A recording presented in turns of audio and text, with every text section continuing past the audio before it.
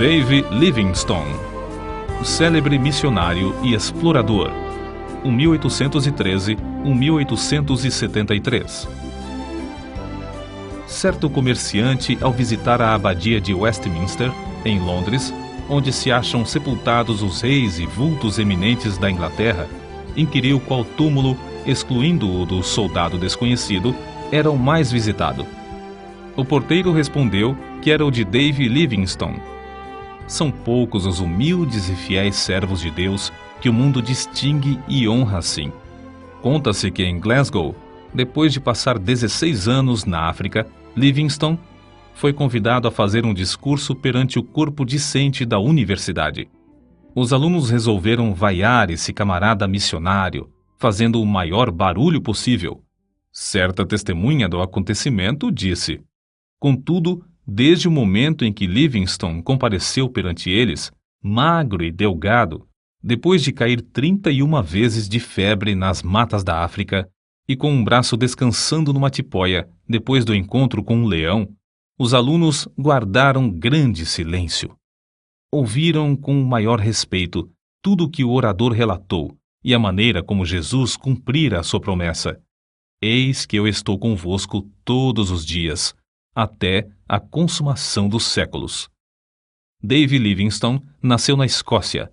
Seu pai, Neil Livingstone, costumava contar aos filhos as proezas de seus antepassados por 8 gerações.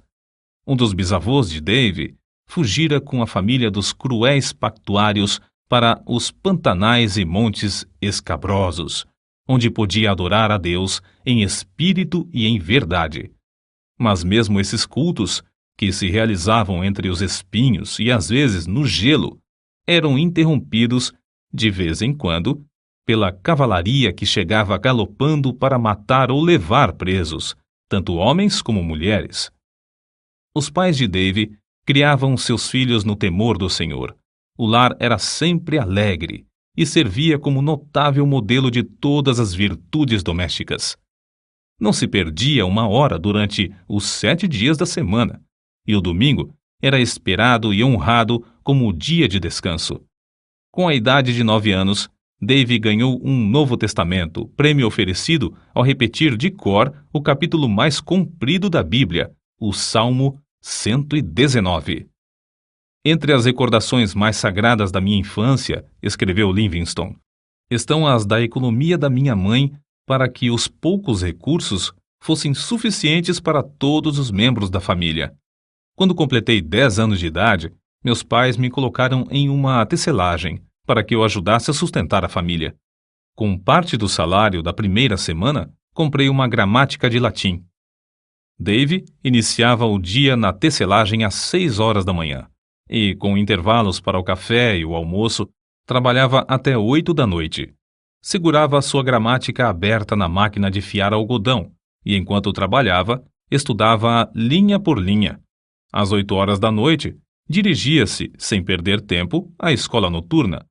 Depois das aulas, estudava as lições para o dia seguinte, às vezes até a meia-noite, quando a mãe tinha de obrigá-lo a apagar a luz e dormir. A inscrição no túmulo dos pais de Dave Livingstone indica as privações no lar paterno.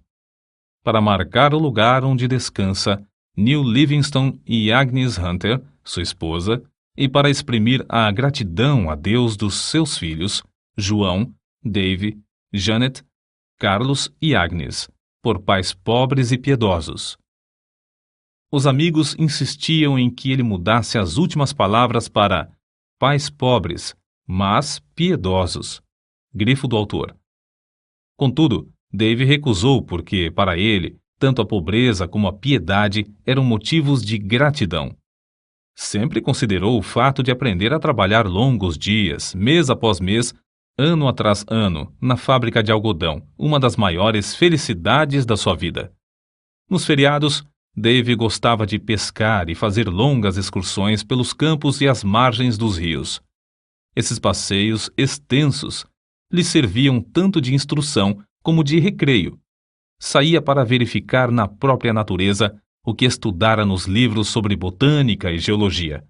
Sem o saber, ele assim se preparava em corpo e mente para as explorações científicas e para o que escreveria com exatidão acerca da natureza na África.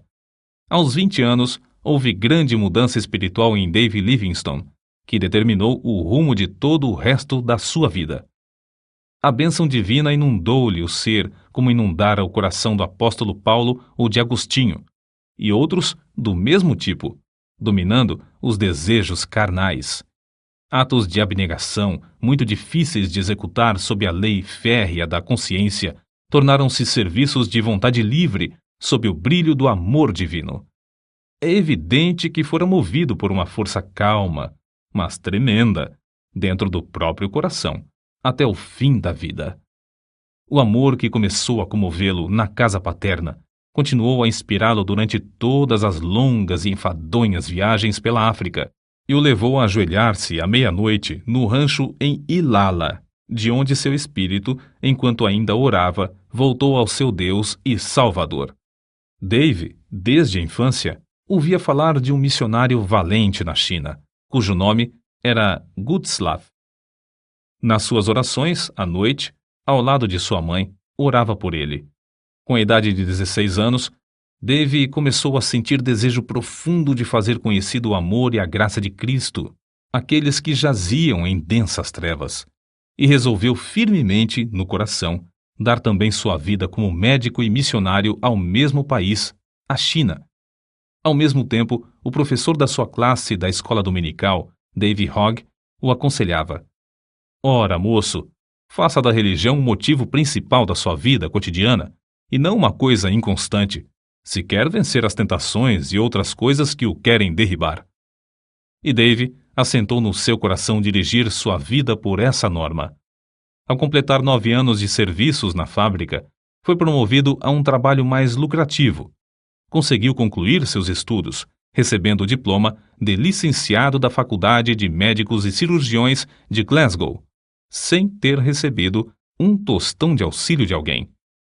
Se os crentes não o tivessem aconselhado a que falasse à Sociedade Missionária de Londres acerca de enviá-lo como missionário, ele teria ido por seus próprios esforços, declarou Livingstone mais tarde. Durante todos os anos de estudo para ser médico e missionário, sentia-se dirigido para trabalhar na China. Certa vez, numa reunião, ouviu o discurso de um homem de barba comprida e branca, alto, robusto e de olhos bondosos e penetrantes, chamado Roberto Moffat.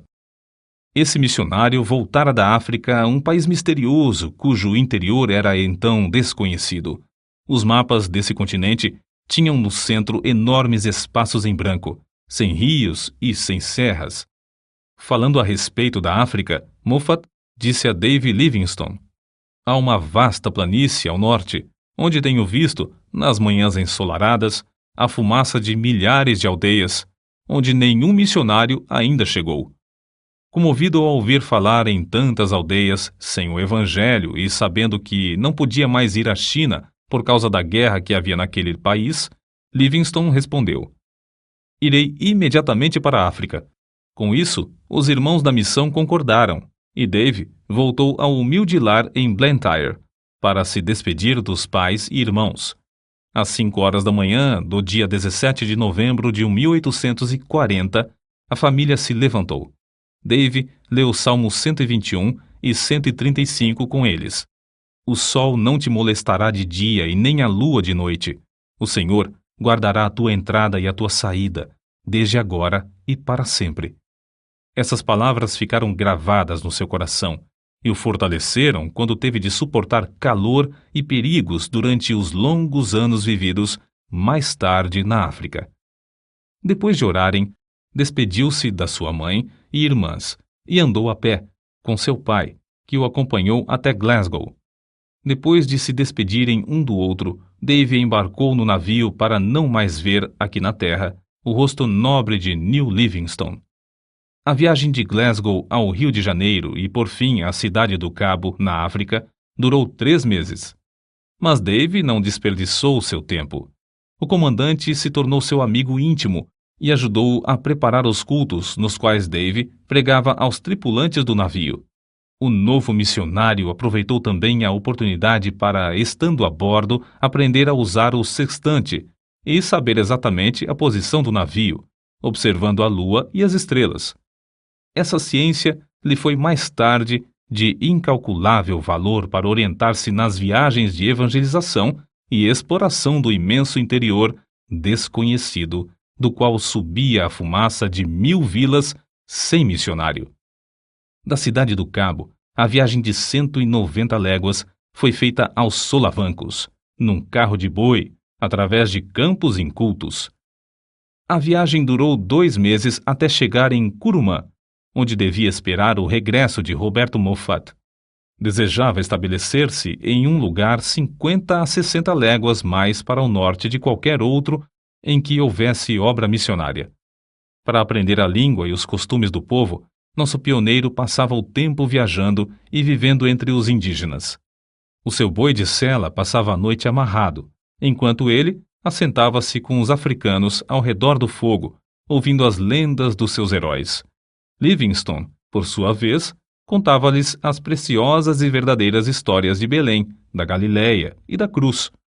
Não parou com os estudos enquanto viajava, fazendo mapas dos rios e serras do território percorrido. Em uma carta a um amigo, escreveu que descobrira 32 qualidades de raízes comestíveis e 43 espécies de fruteiras que davam no deserto sem serem cultivadas. Do ponto que havia alcançado, faltavam-lhe apenas 10 dias de viagem para chegar ao grande lago Ngami, que só descobriu 7 anos depois. De Curumã, o missionário, licenciado da Faculdade de Médicos e Cirurgiões de Glasgow, escreveu a seu pai: "Tenho uma clientela grande. Há pacientes aqui que andaram mais de 60 léguas para receber tratamento médico. Esses, ao regressarem, enviarão outros para o mesmo fim." Estabeleceu a sua primeira missão no lindo vale de Mabotsa, na terra de Bacarla. Em uma carta escrita de Curumã, Livingstone assim descreveu o local que escolhera para centro de evangelização. Está situado em um anfiteatro de serras que se intitula Mabotsa, isto é, ceia de bodas. Que Deus nos ilumine com a sua presença, para que, por intermédio de servos tão fracos, muito povo ache entrada para a ceia das bodas do Cordeiro. Foi em Mabotsa que teve o histórico encontro com um leão. Acerca disso, escreveu Dave: "Ele saltou e me alcançou o ombro. Ambos fomos ao chão. Rosnando horrivelmente perto do meu ouvido, sacudiu-me como um cão faz a um gato. Os abalos que me deu o animal produziram-me um entorpecimento igual ao que deve sentir um rato depois da primeira sacudidela que lhe dá o gato. Atacou-me uma espécie de adormecimento em que não senti dor nem sensação de temor. Contudo, antes de a fera ter tempo de matar, deixou-o para atacar outro homem, que, de lança na mão, entrara na luta. O ombro dilacerado de Livingstone nunca sarou completamente. Ele nunca mais pôde apontar um rifle ou levar a mão à cabeça sem sentir dores. Foi na casa de Roberto Moffat, em Curumã, que chegou a conhecer Maria, a filha mais velha desse missionário. Depois de abrir a missão em Mabotsa, os dois se casaram. 6 filhos foram fruto desse enlace. Depois de Livingstone se casar, a escola dominical em Mabotsa transformou-se em escola diária e tinha como professora a esposa do missionário. Shelley, o chefe da tribo, tornou-se grande estudante da Bíblia, mas queria converter todo o seu povo à força de litupa, isto é, chicote de couro de rinoceronte. Shelley iniciou o culto doméstico em casa e o próprio Livingstone admirou-se da sua maneira simples e inata de orar. Era costume de Livingstone começar o dia com um culto doméstico, e não é de admirar que o chefe o adotasse também. Livingstone foi obrigado a mudar-se para Chonuane, 10 léguas distante, e mais tarde, por falta de água, ele e todo o povo foram para Kolobeng. Foi nesse último lugar que o chefe da tribo construiu uma casa para os cultos e Livingstone, com grande sacrifício de dinheiro e labor, edificou a sua terceira residência. Nessa casa morou 5 anos para nunca mais conseguir se fixar em qualquer lugar na terra. Acerca do trabalho nesse lugar, assim se expressou: Aqui temos um campo muitíssimo difícil de cultivar. Se não confiássemos que o Espírito Santo opera em nós, desistiríamos em desespero. Através do deserto de Kalahari, chegavam boatos de um grande lago e de um lugar chamado Fumaça Barulhenta, o que ele julgava ser uma grande cachoeira. As secas o oprimiam tanto em Kolobeng que Livingstone resolveu fazer uma viagem de exploração a fim de achar um lugar mais ideal para estabelecer a sua missão.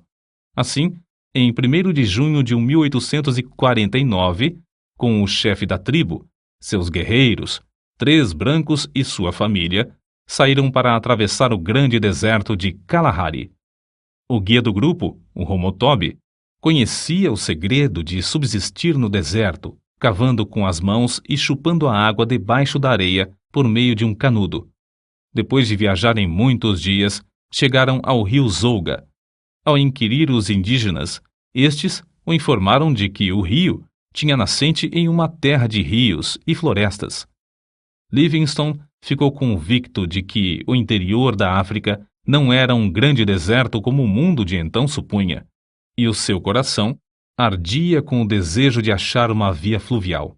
Assim, outros missionários poderiam ir para o interior do continente com a mensagem de Cristo. A perspectiva, escreveu ele, de achar um rio que dê entrada a uma vasta, populosa e desconhecida região aumentou constantemente desde então. Aumentou tanto que, quando por fim chegamos ao Grande Lago, esse importante descobrimento em si mesmo parecia de pouca monta. Foi em 1º de agosto de 1849 que o grupo atingiu o Lago Ngami. Tão grande é esse lago que, de uma margem, não se avista a margem oposta. Sofreram longos dias de cruciante sede sem obter uma gota d'água, mas venceram todas as dificuldades. O curioso é que descobriram o Ngami enquanto outros exploradores mais bem equipados, mas menos persistentes, haviam falhado. As notícias do descobrimento foram comunicadas à Royal Geographical Society, o que lhe votou numa bela recompensa de 25 guinéus, por ter descoberto uma importante terra, um importante rio e um grande lago. O grupo teve de voltar a Kolobeng. Depois de alguns meses, porém, iniciou novamente viagem para o Lago Ngami. Não queria separar-se da sua família e levou-a em um carro de boi. Mas, ao alcançar o rio Zouga, os filhos foram atacados pela febre e ele teve de voltar com a família. Nasceu-lhe uma filha, que morreu logo de febre. Livingstone, contudo, ficou mais firme do que nunca na sua resolução de achar um caminho para levar o evangelho ao interior da África. Depois de descansar alguns meses com a família, na casa de seu sogro em Kurumã, saíram com o propósito de achar um lugar saudável onde pudessem estabelecer uma missão mais para o interior. Foi nessa viagem, em junho de 1851, que descobriu o maior rio da África Oriental, o Zambezi, rio do qual o mundo de então nunca ouvira falar. No seguinte trecho que Livingstone escreveu, descobre-se algo do que tinham de sofrer nessas viagens. Um dos assistentes desperdiçou a água que levávamos no carro e, à tarde, tínhamos apenas um restinho para as crianças. Passamos a noite angustiados e, na manhã seguinte, quanto menos havia de água, tanto mais aumentava a sede das crianças. O pensamento de elas perecerem diante de nossos olhos nos perturbava. Na tarde do 5º dia, sentimos grande alívio quando um dos homens voltou trazendo tanto desse líquido como jamais antes havíamos pensado. Livingstone, convicto de que era a vontade de Deus que saísse para estabelecer outro centro de evangelização, e com indômita fé de que o Senhor supriria todo o necessário para cumprir a sua vontade, avançava sem vacilar. Depois de descobrir o rio Zambezi, Livingstone veio a saber que os lugares saudáveis eram sujeitos a serem saqueados em qualquer tempo por outras tribos. Só nos lugares infestados de doença e febre é que se achavam tribos específicas. Resolveu, portanto, enviar a esposa para descansar na Inglaterra enquanto ele continuava as suas explorações, a fim de estabelecer um centro para a obra de evangelização. via-se forçado a estabelecer tal centro porque os boeres holandeses invadiam o território e, além de roubar as terras e o gado dos indígenas, punham em prática um regime da mais vil escravatura. Livingstone enviou crentes fiéis para evangelizar os povos em redor, mas os boeres acabaram com essa obra, matando muitos dos indígenas e destruindo todos os bens que o missionário possuía em Colobeng. Diante desse quadro, o obreiro levou sua família para a cidade do Cabo, de onde seus queridos embarcaram em um navio para a Inglaterra. Nesse tempo, quando Deus suprira todo o necessário para que a família voltasse à terra natal, declarou: Ó amor divino, eu não te amo com a força, a profundidade e o ardor que convém. A separação da família causou-lhe profunda mágoa, mas dirigiu o rosto heroicamente de novo a socorrer as infelizes tribos do interior da África. Havia 3 motivos que o aconselhavam a fazer uma viagem de exploração. Primeiro, queria achar um lugar para residir com a família entre os Barotses e evangelizá-los. Segundo, a comunicação entre o território dos Barotses e a cidade do Cabo era muito demorada e difícil, e ele queria descobrir um caminho para um porto mais próximo. Terceiro, queria fazer todo o possível para influenciar as autoridades contra o horrendo tráfico de escravos. Foi nessa época da sua vida que Livingstone, por suas proezas, tornou-se conhecido no mundo inteiro. No seu ardor, desejando que Deus lhe poupasse a vida e o usasse em abrir o continente para a entrada do Evangelho, orou assim: Ó Jesus, rogo que me enchas agora com o teu amor e me aceites e me uses um pouco para a tua glória. Até agora não fiz nada para ti, mas quero fazer algo. Ó, eu te imploro que me aceites e me uses, e que seja tua toda a glória. Escreveu mais ainda: Não valeria coisa alguma o que possuo ou o que possuirei, a não ser em relação ao reino de Cristo. Se alguma coisa que tenho pode servir para o teu reino, dar-lhe-ei a ele, a quem devo tudo neste mundo e durante a eternidade. Livingstone atravessou ida e volta o continente africano desde a foz do Zambeze a São Paulo de Luanda. Façanha esta realizada pela primeira vez por um branco. Nas memórias que escrevia diariamente, nota-se como admirava as lindas paisagens de um continente que o mundo julgava ser um vasto deserto. Chegou a Luanda magro e doente. Apesar da insistência do cônsul britânico para que regressasse à Inglaterra, a fim de recuperar a saúde abalada, ele voltou a Zambeze por outro caminho, a fim de levar seus fiéis companheiros até em casa, conforme lhes prometera antes de iniciarem a viagem. Nessa viagem, Livingstone descobriu as magníficas cataratas de Vitória, nome que ele deu às grandes quedas em homenagem à rainha da Inglaterra. Nesse lugar, o rio Zambeze tem a largura de mais de 1 quilômetro. Ali, as águas desse grande rio se precipitam espetacularmente de uma altura de 100 metros. Livingstone continuou a pregar o evangelho constantemente, às vezes a auditórios de mais de 1000 indígenas. Antes de tudo, esforçava-se para ganhar a estima das tribos hostis, por onde passava, por sua conduta cristã, em grande contraste com a dos mercadores de escravos.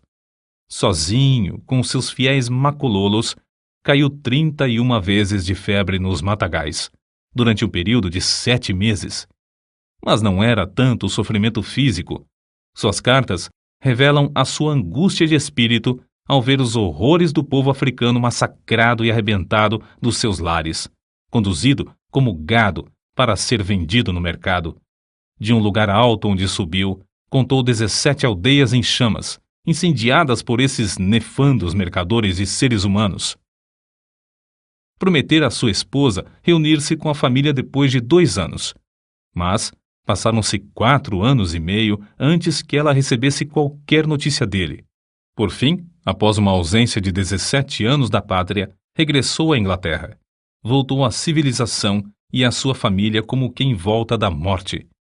Antes de desembarcar, soube que seu querido pai falecera.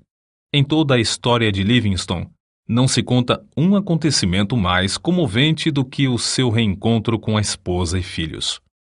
Na Inglaterra, foi aclamado e honrado como heróico descobridor e grande benfeitor da humanidade. Os diários publicavam os seus atos de bravura. As multidões afluíam para ouvi-lo contar a sua história, como relata este trecho de sua biografia. O Dr. Livingstone era muito humilde. Temia passear nas ruas, receando ser atropelado pelas massas. Certo dia, na Regent Street, em Londres, foi apertado por tão grande multidão que só com grande dificuldade conseguiu refugiar-se num táxi. Pela mesma razão, evitava ir aos cultos. Certa vez, desejoso de assistir ao culto, meu pai persuadiu a ocupar um assento debaixo da galeria, em um lugar não visível ao auditório. Mas foi descoberto e o povo passou por cima dos bancos para cercá-lo e apertar-lhe a mão. Uma das muitas coisas que levou a efeito, enquanto na Inglaterra, foi a de escrever seu livro. Viagens Missionárias alcançou enorme circulação e produziu mais interesse da questão africana do que qualquer movimento anterior. Em março de 1858, com a idade de 46 anos, Livingstone, acompanhado de sua esposa e filho mais novo, Osvaldo, embarcou novamente para a África. Deixando os dois na casa do sogro, o missionário Moffat, Livingstone continuou as suas viagens. No ano seguinte, descobriu o lago Nyassa. Recebeu também uma carta da esposa da casa de seus pais em Curumã, informando-o do nascimento de mais uma filha. A menina já estava há quase um ano no mundo quando o pai soube do seu nascimento. As explorações dos rios Zambeze, Tete e Shire e do lago Nyassa foram feitas com o propósito de saber quais os pontos mais estratégicos para a evangelização, e missionários foram enviados da Inglaterra para ocupar esses lugares. Em 1862, a esposa reuniu-se a ele novamente e acompanhava-o nas viagens, mas 3 meses depois faleceu, vítima da febre, e foi enterrada em uma encosta verdejante na margem do rio Zambeze. No seu diário, Livingstone assim escreveu: Chorei-a porque merece as minhas lágrimas. Amei-a ao nos casarmos, e quanto mais tempo vivíamos juntos, tanto mais a amava. Que Deus tenha piedade dos filhos.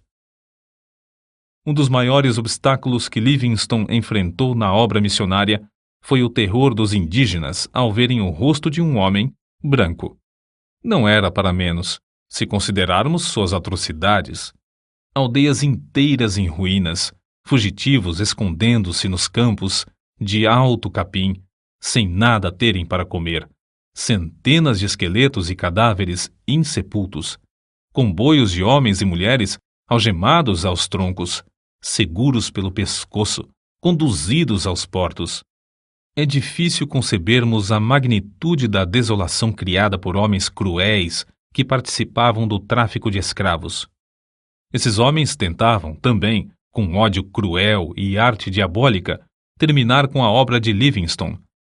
Finalmente conseguiram, por meio da política do seu país, induzir a Inglaterra a chamá-lo de volta à sua terra. Foi assim que Livingstone chegou de novo à sua pátria depois de uma ausência de cerca de 8 anos. Os crentes e amigos na Inglaterra, animados pela visão de Livingstone, começaram a orar e enviar-lhe dinheiro para continuar sua obra no continente negro. O nosso herói desembarcou pela terceira e última vez na África, em Zanzibar. Na expedição que iniciou em Zanzibar, descobriu os lagos Tanganyika, 1867, Moero, 1867 e Bangueolo, 1868. Passou 5 longos anos explorando as bacias desses lagos. A oração e a palavra de Deus foram o seu sustento espiritual durante esses anos de provações, que sofria por parte dos negociantes de escravos. Resolveu, então, fazer o possível para descobrir as nascentes do rio Nilo e solver um problema que durante milhares de anos havia zombado dos geógrafos.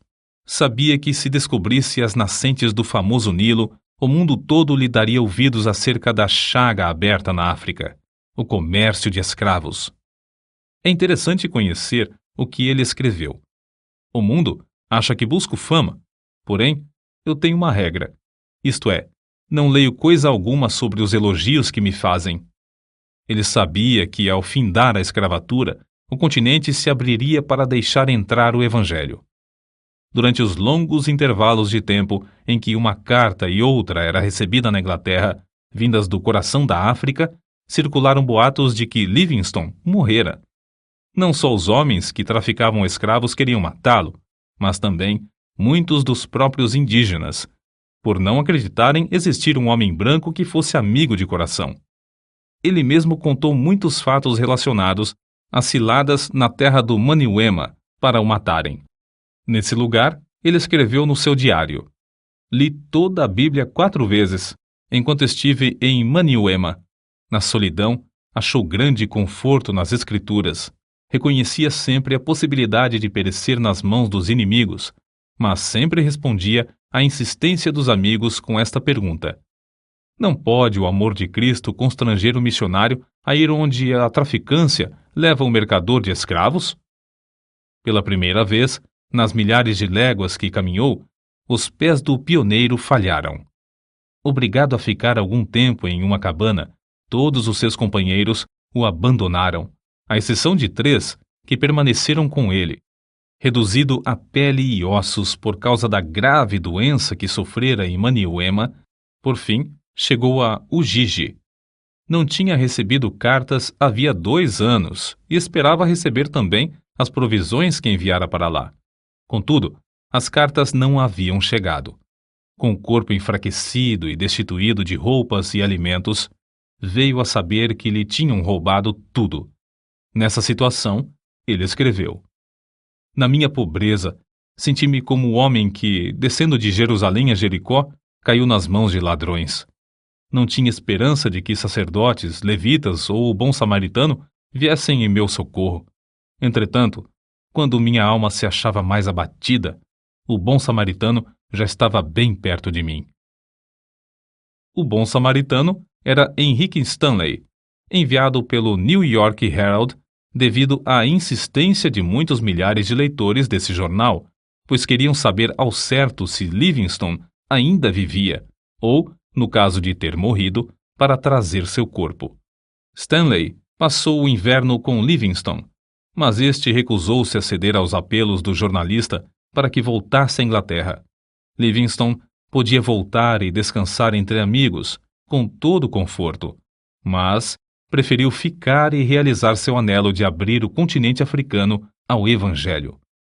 A sua última viagem foi para Luapula, pois desejava verificar se esse rio era a nascente do Nilo ou do Congo. Nessa região, chovia incessantemente. Livingstone sofria dores atrozes. Dia após dia, tornava-se-lhe mais e mais difícil caminhar. Foi então carregado pela primeira vez pelos fiéis companheiros Suzy Schumann e Jacó Wainwright, todos indígenas. No seu diário, as últimas notas que escreveu dizem: "Cansadíssimo fico. Recuperada a saúde. Estamos nas margens do Mililamo." Chegaram à aldeia de Chitambo, em Ilala, onde Suzy fez uma cabana para ele. Nessa cabana, a 1º de maio de 1873, fiel Suzy achou seu bondoso mestre de joelhos ao lado da cama, morto.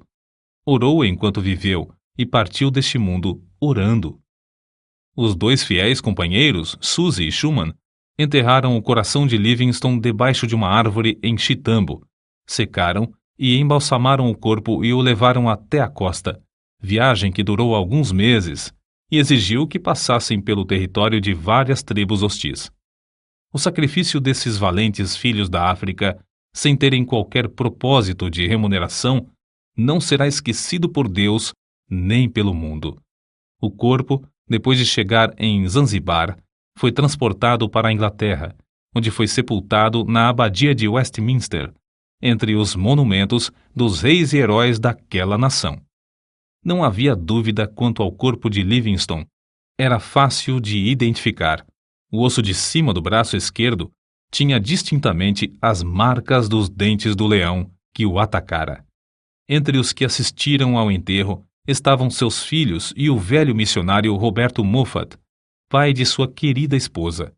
A multidão consistia de povo humilde que o amava e dos grandes que o honravam e respeitavam. Conta-se que, entre as multidões que permaneciam nas calçadas das ruas de Londres no dia em que o cortejo acompanhava o corpo de David Livingstone, havia um velho chorando amargamente. Ao lhe perguntarem por que chorava, respondeu: "É porque Davizinho e eu nascemos na mesma aldeia, cursamos o mesmo colégio, assistimos à mesma escola dominical e trabalhávamos na mesma máquina de fiar. Mas Davizinho foi por aquele caminho e eu por este. Agora, ele é honrado pela nação, enquanto eu sou desprezado, desconhecido e desonrado. O único futuro para mim é o enterro de beberrão." Grifo do autor. Não é somente o ambiente, mas as escolhas feitas na mocidade são o que determinam o destino de alguém. Não só aqui no mundo, mas para toda a eternidade.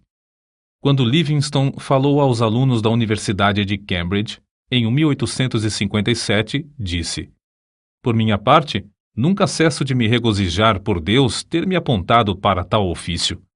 O povo fala do sacrifício de eu passar tão grande parte da vida na África. Será sacrifício pagar uma pequena parte da dívida, dessa dívida que nunca poderemos liquidar, do que devemos ao nosso Deus? É sacrifício aquilo que traz a bendita recompensa de saúde, o conhecimento de praticar o bem, a paz de espírito e a viva esperança de um glorioso destino? Longe esteja tal ideia. Digo com ênfase: não é sacrifício. Nunca fiz sacrifício. Não devemos falar dos nossos sacrifícios ao nos lembrarmos do grande sacrifício que fez aquele que desceu do trono de seu Pai, nas alturas, para se entregar por nós. Se Livingstone não tivesse adoecido, teria descoberto as nascentes do Nilo. Durante os 30 anos que passou na África, nunca se esqueceu do seu alvo principal, que era levar Cristo aos povos desse obscuro continente. Todas as viagens que realizou foram viagens missionárias. Gravadas no seu túmulo podem ser lidas estas palavras: "O coração de Livingstone jaz na África. Seu corpo descansa na Inglaterra, mas sua influência continua." Gravados para sempre na história da Igreja de Cristo estão os grandes êxitos obtidos na África por Livingstone durante um período de mais de 75 anos depois de sua morte. Êxitos inspirados, em grande parte, pelas orações e persistência desse eminente servo de Deus, que foi fiel até a morte.